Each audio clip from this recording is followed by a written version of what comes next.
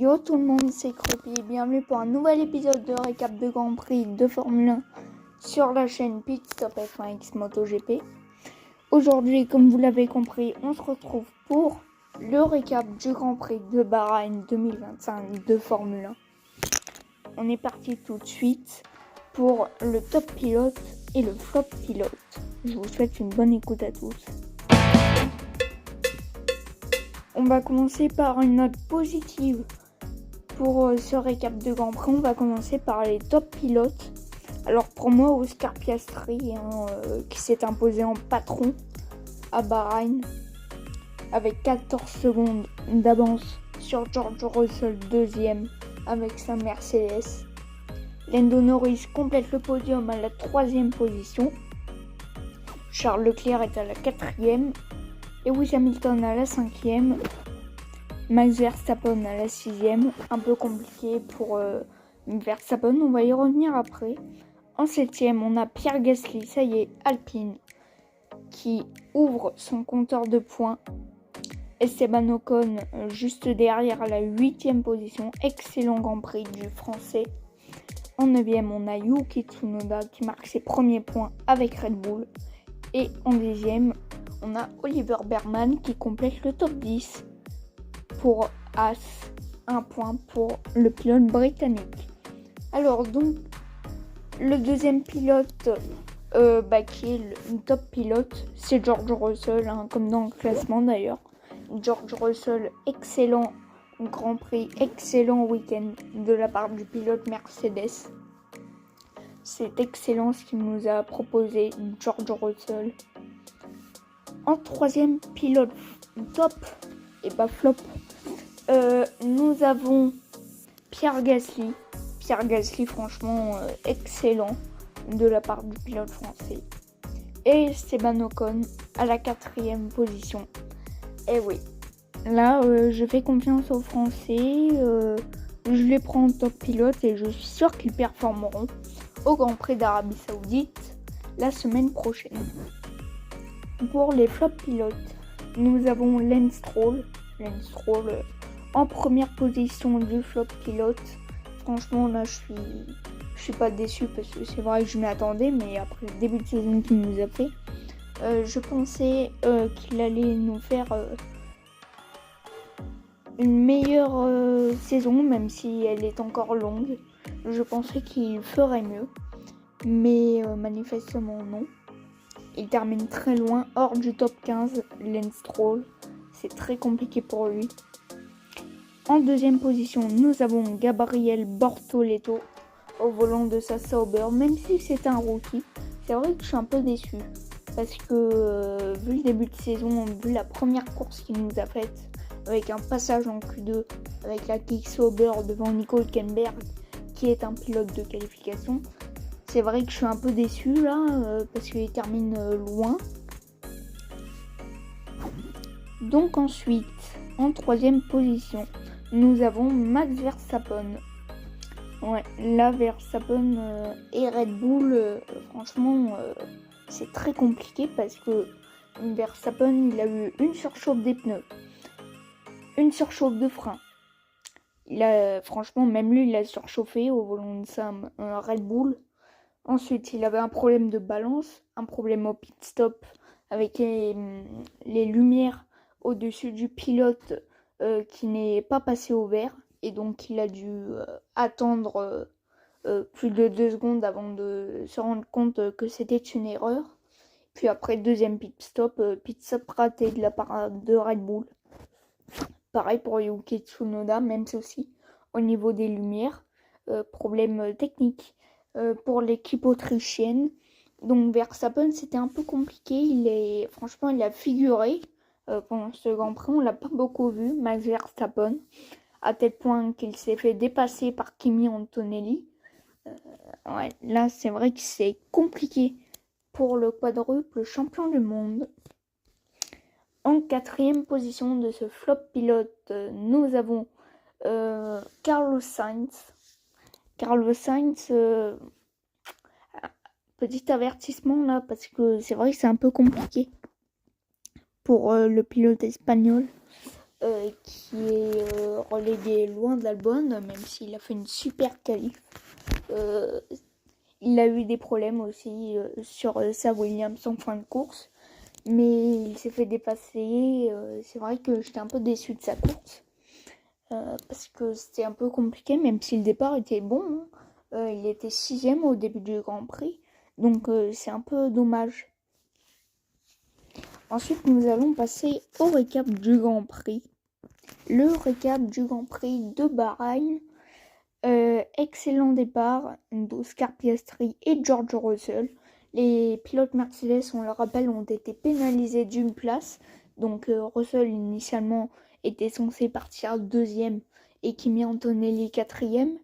Et ils ont été pénalisés d'une place car ils sont partis trop tôt de la pit lane après le drapeau rouge qui a été infligé suite à l'accident d'Esteban Ocon. Donc 3 et 5 les Mercedes, mais ça n'a pas empêché de faire un bon départ pour George Russell qui est passé sur Charles Leclerc. Les pilotes Ferrari sont partis tous les deux en pneu médium à la 2e et à la 9e place. Malheureusement sur les premiers tours c'est sûr que c'est compliqué parce que tous les autres pilotes sont en pneus soft. Donc du coup, excellent départ de George Russell qui bloque les roues au premier virage, mais ça l'a peut-être un peu avantagé parce qu'il a tenté de passer Oscar Piastri à l'extérieur dans le premier virage. Ça n'est pas passé pour le pilote Mercedes. Donc il est 2ème George Russell avec ses pneus tendres. Oscar Piastri qui commence à un petit peu s'envoler, 2 secondes et demie, 3 secondes d'avance. Et Lando Norris pénalisé de 5 secondes, parti 6ème Lando Norris. Un peu compliqué ce week-end parce qu'en fait il s'est mal positionné sur son emplacement sur la grille de départ. Donc du coup il a pris 5 secondes de pénalité, le pilote McLaren. Donc sa pénalité a été infligée à son pit stop. Donc 7 secondes 7 quand même, le pit stop c'est notable parce que c'est vrai que quand on a une pénalité de 5 secondes à effectuer au stand, c'est vrai que normalement l'arrêt est un peu plus long.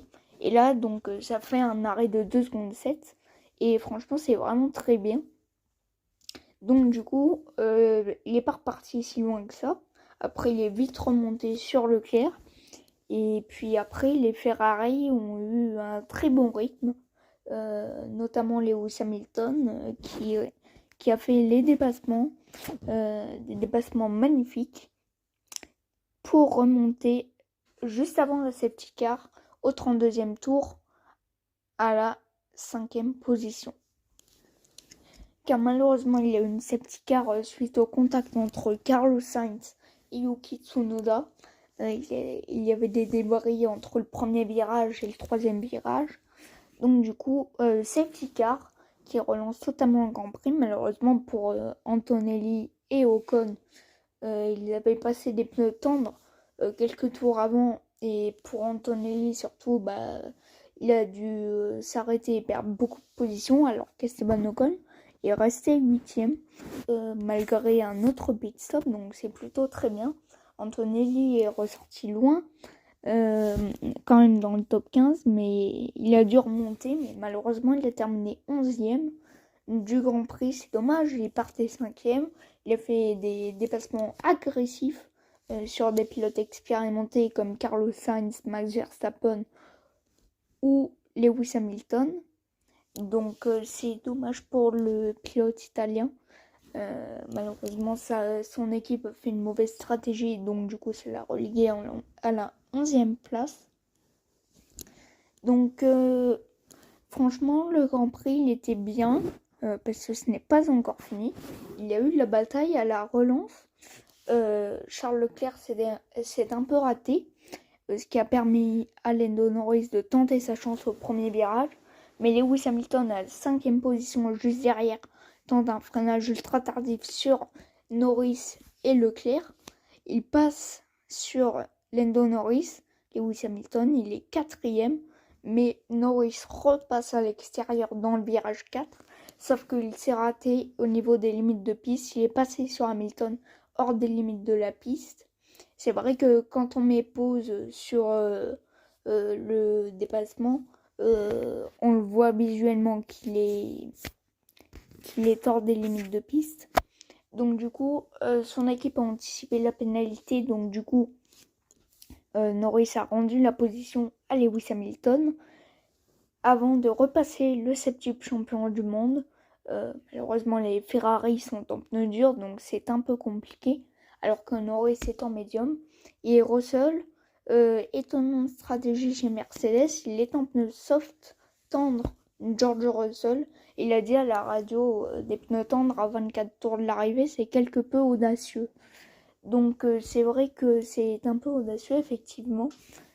Et donc George Russell avait un bon rythme, mais après il y a eu des petits problèmes au niveau de la Mercedes, notamment au virage 11, le DRS qui s'est ouvert après la zone de DRS, mais loin après, et il voulait appuyer sur le bouton pour la radio, mais son DRS est activé, donc du coup, vu le temps qu'il a gagné, eh bien, il a décéléré un petit peu, il a perdu 3 dixièmes, et donc la FIA a été indulgente. Justement, je parlais de pénalité, mais il n'a pas été pénalisé, George Russell, étant donné qu'il a levé le pied. Donc du coup, pas beaucoup d'action finalement en fin de course. Et une victoire d'Oscar Piastri, 14 secondes devant George Russell. Lando Norris qui sauve les meubles à la 3e position suite à une lutte exceptionnelle avec Lando Norris. Ça a duré quelques tours. Sinon, pas d'autres batailles en piste. Norris 3e devant Leclerc 4, Hamilton 5. Verstappen qui passe Pierre Gasly dans le dernier tour. Verstappen est 6e. Il sauve un peu les meubles car il n'a que 8 points de retard sur Lando Norris au championnat. Donc ça reste bien, mais la Red Bull n'est pas exceptionnelle. Et à l'après-course, il y a eu une dispute entre Pierre Waché. Pierre Waché n'était pas directement dedans. En tout cas, il y a eu une réunion de crise chez Red Bull entre Pierre Waché, Christian Horner, le team manager de Max Verstappen et Helmut Marko. Et il y a eu une dispute, effectivement, entre Helmut Marko et le team manager de Max Verstappen suite aux performances. Et quand il est parti, le team manager de Verstappen, il était énervé. Donc là, il faudra voir au Grand Prix d'Arabie Saoudite ce que ça donne. Mais si ça continue comme ça va exploser chez Red Bull. En tout cas, il est 6e, Max Verstappen, devant Pierre Gasly, Esteban Ocon, 8e. À la 9e place, on a Yuki Tsunoda et à la 10e, Oliver Berman, comme je l'ai dit tout à l'heure. Donc pour la note du Grand Prix, je mettrai un 17 sur 20. Je vous attends en masse dans les commentaires pour me dire votre note si vous avez vu le Grand Prix. Maintenant, on va parler des pronostics pour le Grand Prix d'Arabie Saoudite. Comment vous dire? Je me suis ridiculisée. Franchement, là, c'est le cas de le dire. J'avais mis, pour rappel, une pole position de Lando Norris devant Max Verstappen et Oscar Piastri, ce qui n'est pas le cas du tout. Victoire, en tout cas, pole position de Oscar Piastri, et effectivement une victoire le lendemain pour l'Australien. Comment vous dire, ce n'est pas Max Verstappen qui est 2e, pas du tout, c'est George Russell. Franchement, je l'avais pas vu venir celui-là, mais il a été pénalisé, donc c'est Leclerc qui a hérité de sa 2e place, et j'avais mis un Piastri 3e, ce qui n'est pas le cas non plus. Et pour la course, c'est encore pire, je crois. J'avais mis une victoire de Max Verstappen devant Lando Norris et Oscar Piastri. C'est pas du tout le cas. Victoire d'Oscar Piastri devant George Russell 2e et Lando Norris 3e. Donc je me suis totalement plantée. Vous avez le droit de me critiquer dans les commentaires. Voilà, c'est autorisé. J'espère que vous ne serez pas nombreux quand même. Mais bon, on verra bien. Pour le pronostic du Grand Prix d'Arabie Saoudite qui aura lieu eh bien, dans 6 jours, je vais mettre une pole position de Lando Norris. Je pense que Norris va faire la pole. Je vois bien une McLaren partir devant. Et je vois bien Norris partir devant également. Je vais mettre un Russell en deuxième. Et un Leclerc en troisième. Avec un Piastri quatrième. Et un Verstappen cinquième. Et pour la victoire, je vais mettre Oscar Piastri. Donc il prendrait les rênes du championnat. Parce qu'on fera un point comptable au championnat. Après ce magnifique pronostic que je l'espère, je ne vais pas perdre. On ne peut pas être parfait partout. En tout cas, je vais mettre une pole donc, de Norris devant Russell, Leclerc, Piastri, Verstappen. Pour la victoire, donc Piastri, comme je l'ai dit. Victoire Piastri devant Lando Norris. Je vois bien Norris terminer deuxième avec un doublé McLaren. Devant Russell, que je vais mettre troisième. Je vais mettre un Leclerc 4. Un Verstappen un peu plus loin à la 6e place devant Yuki Tsunoda 7e. Voilà, j'ai fait le pronostic pour les pilotes Red Bull et les Français. Je vais mettre en 8e, un Pierre Gasly devant Esteban Ocon 9e. Je mettrai un Isaac Hadjar malheureusement à la porte des points à la 11e position. Voilà. Vive la France. Bon, après, ce serait pas mal qu'il fasse 11e, mais ce serait encore mieux que les 3 Français marquent des points en même temps.